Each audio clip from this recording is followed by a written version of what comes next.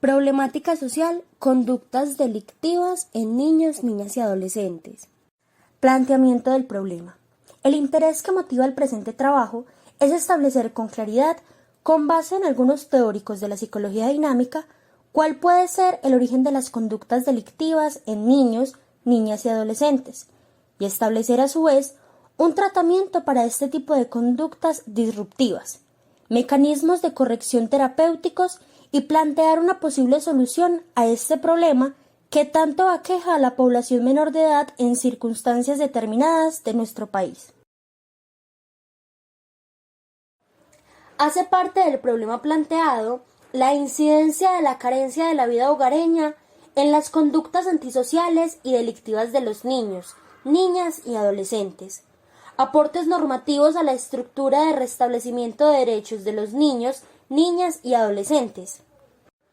Pregunta problematizadora. ¿Cuál es el origen de las conductas delictivas en niños, niñas y adolescentes en Colombia, teniendo como punto de partida los planteamientos de algunos autores de la psicología dinámica y cuál es su tratamiento y amparo normativo? Objetivo general.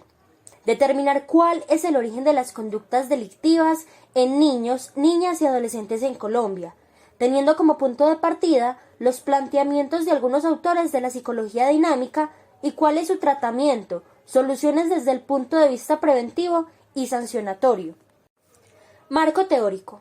Para abordar el tema del origen de las conductas delictivas en niños, niñas y adolescentes, es propio partir de las acepciones de Donald Winnicott en lo que tiene que ver con lo que él denominó trastornos de carácter, para llegar a una conclusión de origen con base en el mismo autor, sobre todo desde lo que él denominó experiencia o vida hogareña.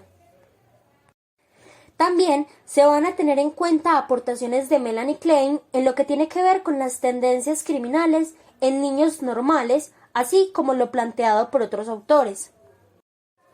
Winnicott entendía el trastorno de carácter desde la clínica como la manifestación de una tendencia antisocial, abarcada desde la voracidad hasta el hecho de mojar la cama, las perversiones y toda clase de psicopatía. Rastrear los orígenes de la tendencia antisocial hace que lleguemos a deprivaciones específicas sufridas por el individuo en su infancia o niñez temprana. Winnicott, además, fue invitado a emitir una conferencia ante un grupo de magistrados en 1946, donde trató algunos aspectos psicológicos de la delincuencia infantil, partiendo de planteamientos tales como el hecho de que la comisión de delitos genere en la población civil o en la sociedad el deseo de venganza en contra del infractor, como el hecho de llegar a plantear la importancia de tener en cuenta el inconsciente desde Freud a la hora de emitir la sanción punitaria por parte de los jueces. Freud contribuyó con algo que resulta verdaderamente útil aquí. Demostró que, si utilizamos el sentimiento en el lugar de la reflexión, no podemos excluir el inconsciente sin cometer serios errores, de hecho, sin hacer el papel de tontos. El inconsciente puede ser un estorbo para quienes gustan de las cosas claras y simples, pero decididamente resulta imposible que quienes planean y meditan no lo tengan en cuenta. Entre las muchas investigaciones, la llevada a cabo en la Clínica de Orientación Infantil, ubicada en Londres, por Bowlby, Miller y Winnicott, reveló que el factor externo más significativo que origina la delincuencia constante es la separación del niño y la madre cuando éste es pequeño. El examen de las historias individuales ratifica lo que se dedujo del estudio estadístico, de que la separación era el elemento etiológico dominante.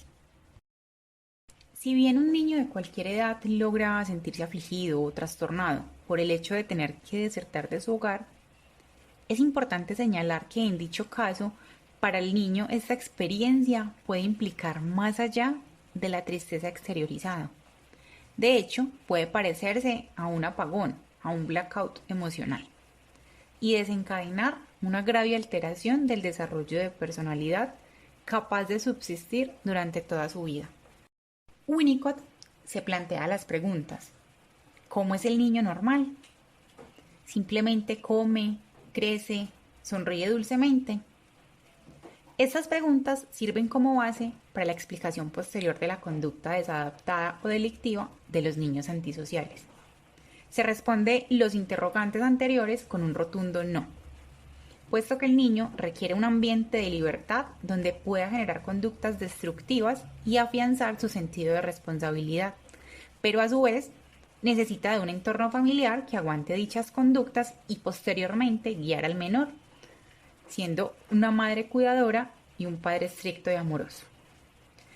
Si el hogar del menor soporta las arremetidas del niño encaminadas a desbaratarlo, puede ponerse a jugar, sin antes haber hecho las verificaciones a que haya lugar y eliminar toda duda respecto a la estabilidad con sus padres. Lo anterior significa que al principio el niño necesita tener conciencia de un marco para sentirse libre, para poder jugar y ser un niño responsable. Surge la pregunta entonces de ¿por qué es necesario todo esto? Esto se contesta cuando se entiende que las primeras etapas de desarrollo emocional del niño están llenas de conflicto y desintegración potencial. La relación con la realidad externa no está firmemente arraigada, no se ha integrado en su totalidad en su personalidad. El amor primitivo tiene un fin destructivo y el niño no ha aprendido a manejar sus instintos. Puede lograr manejar todo esto y muchas cosas más si todo lo que le rodea es estable y personal. El menor necesita vivir en un círculo de amor y fortaleza para que no experimente temor a sus propios sentimientos y fantasías y se pueda así desarrollar emocionalmente. Winnicott se plantea la pregunta: ¿qué ocurre si el hogar no proporciona todo esto al niño antes de que haya establecido la idea de un marco como parte de su propia naturaleza? La respuesta es que el niño se empieza a tornar ansioso y a buscar este marco fuera del hogar. Es decir, el niño guarda todavía esperanzas y busca a sus abuelos, tíos, tías, amigos de la familia y por último a la escuela, con el ánimo de obtener una estabilidad externa, sin la cual pueda perder la razón. El niño antisocial lo que hace es buscar un poco más lejos, busca en la sociedad en vez de en su familia o la escuela la estabilidad que necesita, con la finalidad de superar las primeras etapas de su crecimiento emocional. Siguiendo al mismo autor, entonces puede entenderse que el origen de la conducta delictiva es lo que se denomina carencia de experiencias de la vida en el hogar, puesto que el niño, para buscar estabilidad, despliega la conducta delictiva para captar la atención que no recibe de su madre y la corrección que no recibe de su padre. Winnicott entonces concibe el delito como una patología psicológica. Por otro lado, Melanie Klein sostiene que en todos los niños se pueden observar tendencias criminales en acción. Esto hablando de los niños normales y partiendo de la instalación del complejo de Edipo, en el que el niño varón cuenta con una rivalidad y odio hacia el padre por el amor de la madre. El niño lo que hace con este odio y esta agresión es desarrollar fantasías provenientes de sus fijaciones sadicorales y sadicoanales, llegando incluso a fantasear con interrumpir en el dormitorio de su padre y matarlo. Fantasías de esta naturaleza, según Klein, son transportadas al accionar de los adultos a la hora de ejecutar conductas criminales. La conducta criminal para esta autora tiene su origen entonces en las fantasías infantiles. Lo dicho sigue teniendo aplicación hoy en día, toda vez que en la actualidad se sabe que la conducta antisocial puede adoptar diferentes manifestaciones y que ésta puede presentar un mayor o menor comportamiento antisocial severo, persistente, versátil y violento, dependiendo de si la conducta antisocial es de inicio adolescente o de inicio temprano. Puede decirse entonces que el origen de la conducta delictiva surge en los niños, niñas y adolescentes, ya sea por producto de sus fantasías infantiles o por no experimentar las condiciones hogareñas que le permita estabilizar sus emociones y desarrollar su noción de responsabilidad. Solución del problema. Población objeto. Se debe tener en cuenta que la población objeto del presente trabajo son los niños, niñas y adolescentes de Colombia. De acuerdo con los textos estudiados y la normativa vigente, que es la Ley 1098 del 2006, se pueden plantear soluciones al problema de investigación desde diversos puntos de vista, unos desde el punto de vista preventivo y otros desde el punto de vista sancionatorio. Esto con la finalidad de evitar reincidencia, sobre todo cuando hablamos de adolescentes mayores de 14 años. Desde el punto de vista normativo, esto es, en el campo sancionatorio, lo que se busca es evitar la reincidencia en conductas delictivas y para ello se tiene que propender por la aplicación taxativa y estricta, así como buscar su cumplimiento efectivo de lo dispuesto en la Ley 1098 del 2006, sobre todo en lo que establece su artículo 180. El artículo 180 de la disposición normativa mencionada es el que refiere a los derechos de los adolescentes durante la ejecución de sus sanciones. Durante la ejecución de las sanciones de los adolescentes se debe propender por varias cosas. Resulta útil percibir que los resultados nunca podrían ser tan compasivos como los de los buenos hogares primarios. Esto quiere decir que una solución a las conductas delictivas, sobre todo cuando estamos en el ámbito y modalidad temprana y no adolescente, sería satisfacer la necesidad de las experiencias hogareñas, ya sea a través de entidades estatales o entidades privadas, pero que cuenten con dos factores fundamentales. El primer factor es contar con el personal idóneo que pueda prestar atención y corrección, y el segundo factor es contar con un lugar que cuente con las características que le permitan al menor expresarse con libertad para posteriormente realizar las validaciones a que haya lugar y estructurar sus esquemas de responsabilidad. Dentro del ámbito preventivo podemos encontrar lo que Winnicott en su obra denominó terapia individual. La terapia individual es entendida como la psicoterapia de los trastornos del carácter, donde se busca en un primer momento hacer una disección profunda que llegue hasta la enfermedad oculta.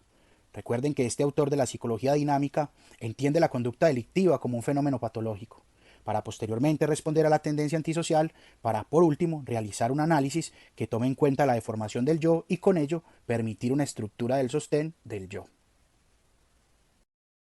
La implementación de tareas tales como proteger al público de la molestia ocasionada por los niños difíciles de alojar, resolver los sentimientos públicos conflictivos de irritación y preocupación por los niños, intentar impedir la delincuencia, tratar de curar a esos niños molestos sobre la base de que estaban enfermos, intentar ayudarlos sobre la base de su sufrimiento oculto y intentar descubrir la mejor forma de manejo y tratamiento para ese tipo de casos psiquiátricos, aparte de la emergencia específica de la guerra o del conflicto armado, pueden servir como alternativas de solución del problema planteado.